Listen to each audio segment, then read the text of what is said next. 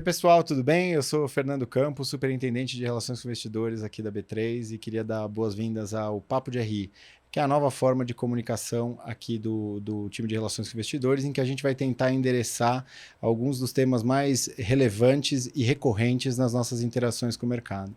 Para começar, a gente vai falar hoje sobre HFT e a gente está aqui recebendo o Juca Andrade, vice-presidente de produtos e clientes da B3, e o André Milanês, CFO da companhia. Tudo bem, Juca? Tudo bem? Tudo jóia. Tudo bem? Juca, começar aqui, uma pergunta mais de quase um education aqui. Quem são os principais clientes nessa de HFT e como que é a forma de atuação desses caras?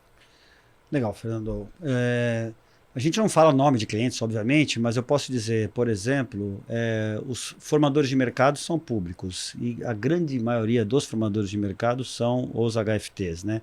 Chama-se HFT como High Frequency Trading, ou melhor, como PTGs, que são Proprietary Trading Groups, né? Que são firmas de trade proprietário. E só de formadores de mercado a gente tem quase 30 formadores de mercado. Essa não é a lista de todos que atuam aqui, porque é um pouco maior que isso, mas para dar uma ordem de grandeza. São dezenas de clientes espalhados ao redor do mundo. Então, muitos sediados nos Estados Unidos, Chicago, Nova York, outros na Europa, principalmente Inglaterra, Holanda, e alguns na Ásia também. Tem Índia, Israel, tem alguns lugares aí um pouco diferenciados, até Austrália. Esses são os tipos, quem são esses clientes, né? Como é que eles atuam? Eles atuam, as ordens que chegam no nosso livro, né? As ordens de compra e venda dos clientes, elas são feitas por algoritmos.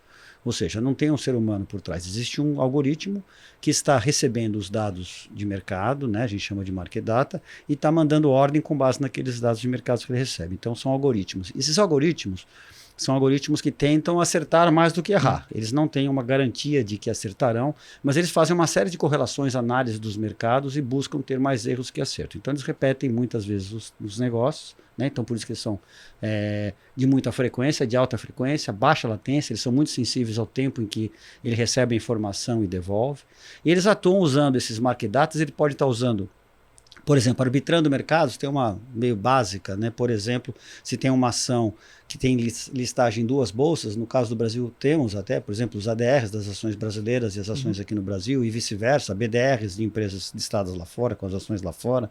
Então você pode ter uma arbitragem entre diferentes mercados LIT, né? Ou mercados livros centrais. Esse é um exemplo, mas tem outros que podem fazer comparações de preços. Então ele consegue inferir o preço de um ativo com base em preço de uma série de outros. Ou ainda eles podem tentar fazer leitura do livro. Então ele vai olhando o livro, as ofertas que estão transparentes, então as ofertas de compra, ofertas de venda, e consegue perceber uma tendência. Então são vários algoritmos que estão negociando dessa forma, buscando, né, mais acerto do que erros, mas não é a garantia de certeza de ganho. Ao longo dos últimos anos a gente viu um crescimento grande na participação desse tipo de investidor, HFT ou PTG, como a gente quiser chamar, um aumento significativo da participação deles no volume de negociação. Você podia, talvez, detalhar para a gente um pouco o que explica isso, quanto disso vem de estratégia nossa para atrair esses caras? Se puder comentar um pouquinho mais sobre isso. Sem dúvida. A gente tem uma estratégia, né, do lado da B3 de trazer esses tipos de clientes, né? Então, a primeira que eu já citei agora há pouco, na primeira resposta, que são os formadores de mercado. Né? Então, a gente dá incentivos tarifários. Normalmente não é exclusivo, não precisa ser HFT para você ser formador de mercado, mas é muito comum que eles sejam, porque eles têm uma vantagem por ter a capacidade de cumprir requisitos de formador de mercado, que é uma... operações de day trade, operações com spread limitado que a gente limita, quantidade de ofertas o tempo inteiro no livro. Então ele tem uma série de requisitos para ser formador de mercado que normalmente o computador preenche mais fácil do que o ser humano. Né? Então a gente tem os formadores de mercado, a gente tem feito descontos também por volumes. Então quanto maior o volume, você tem mais desconto, mais profundidade. Eles são bastante sensíveis a custos, então a gente atrai também por descontos. Né? A gente está próximo deles, a gente tem relacionamento com eles, a gente quer também entender as dinâmicas que eles operam, porque eles não operam só no Brasil, eles operam em todas as bolsas de vários lugares do mundo. Então a gente tem escritórios nos Estados Unidos, na Inglaterra, em Singapura, na China, justamente para cobrir esses tipos de clientes, né? E uma coisa que a gente tem feito bastante também é uma análise de custo-benefício deles. O que significa análise de custo-benefício? Quanto a gente está abrindo mão da receita, mas ao mesmo tempo qual a melhora na qualidade do livro que ele fornece para o mercado. Então isso é uma outra análise do nosso lado também para garantir que a gente está atraindo gente que está ajudando o mercado a se desenvolver e não o contrário. E nesse ponto, Juca, você pode explicar qual que é, para B3, né? Você falou da análise de custo-benefício. Qual que é o maior benefício que esse cara traz, então? Então, o benefício que ele traz, eu posso chamar ele como se fosse uma ponte entre o comprador e o vendedor. Porque se você fosse depender só do investidor final, do comprador e do vendedor, nem sempre eles vão se encontrar na mesma hora, no mesmo preço. Eles eventualmente podem ter momentos do dia em que eles vão estar negociando diferentes ou condições de mercado diferentes também.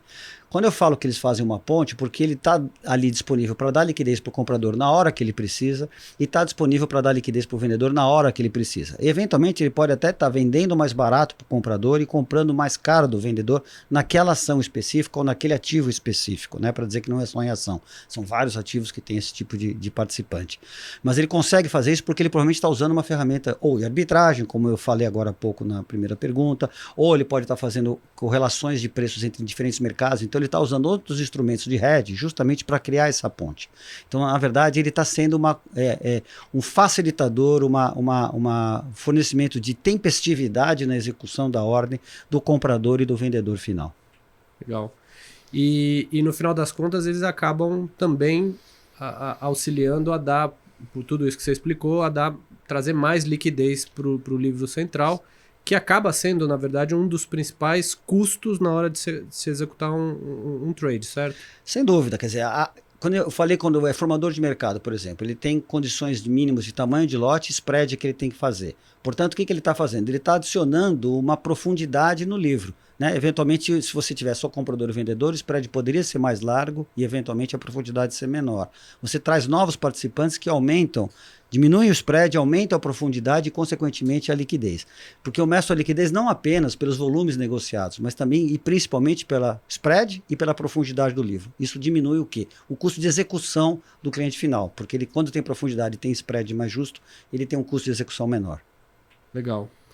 E tem alguma agenda de tarifação, algum novo desenvolvimento de tecnologia que a gente vem trabalhando para esse investidor especificamente? Sim, nós temos, vou começar pela parte de tecnologia. Então, por exemplo, a gente acabou de implementar, está numa fase de implementação do que a gente chamou de nova ferramenta de pre-trading, né, a gestão de risco pre-trading, que a gente chamou de line do nosso sistema, e ele está atrelado a cada um dos seus matching engines. Isso para melhorar justamente a experiência de qual que é a medida de risco que você faz já direto no matching engine para evitar eventuais latências, diferenças de latência entre risk engines diferentes que a gente fala. Então a gente centralizou no único risk engine já colado, vamos dizer, no matching engine. Essa é uma solução que ajuda a vida desses clientes.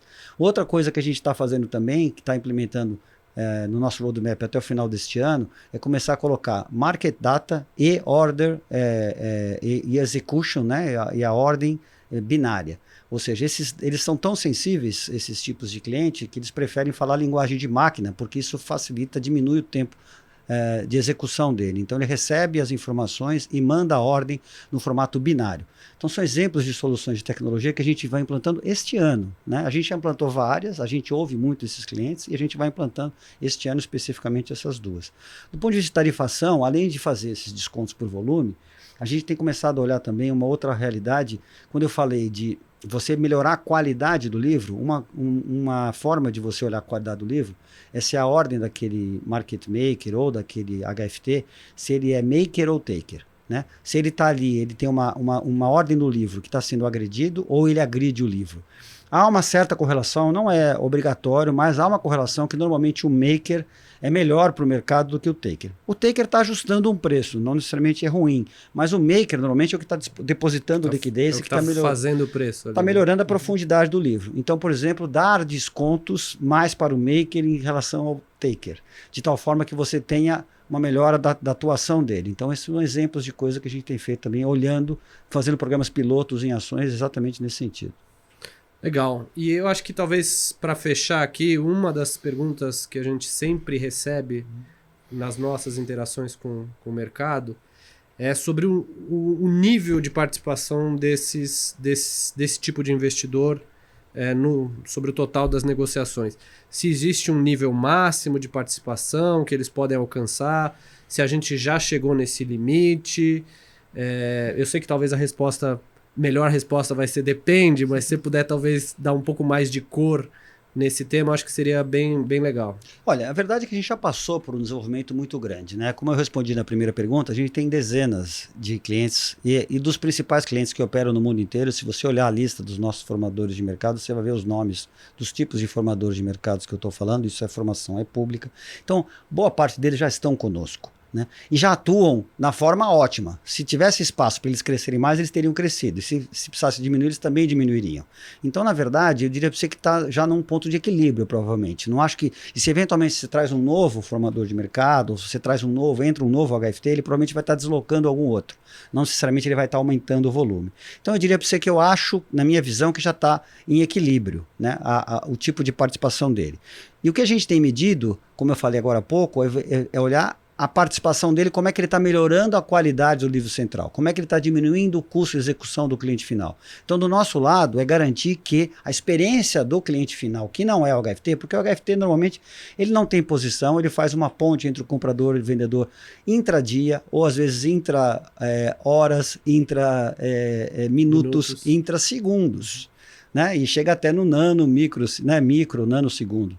Então, na verdade, o que a gente quer garantir é que ele está melhorando a qualidade do livro para esse cliente final. Ele normalmente está fazendo essa ponte e a gente quer medir cada vez mais a qualidade que ele está dando para o livro da B3.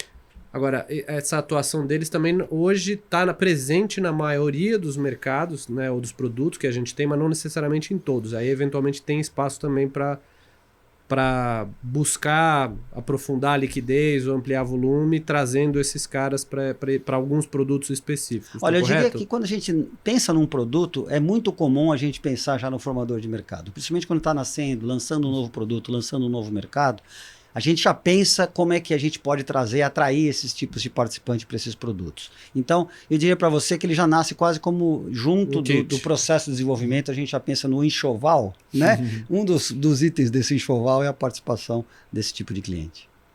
Legal. Obrigado, Juca. Isso aí, pessoal. Obrigado, Juca, pela participação. Obrigado, André, pela participação também. Obrigado quem assistiu. Lembrando que qualquer sugestão de tema que vocês tenham, pode mandar um e-mail para ri@b3.com.br, que a gente está escutando vocês, é um programa para vocês, tá bom? Valeu, tchau, tchau.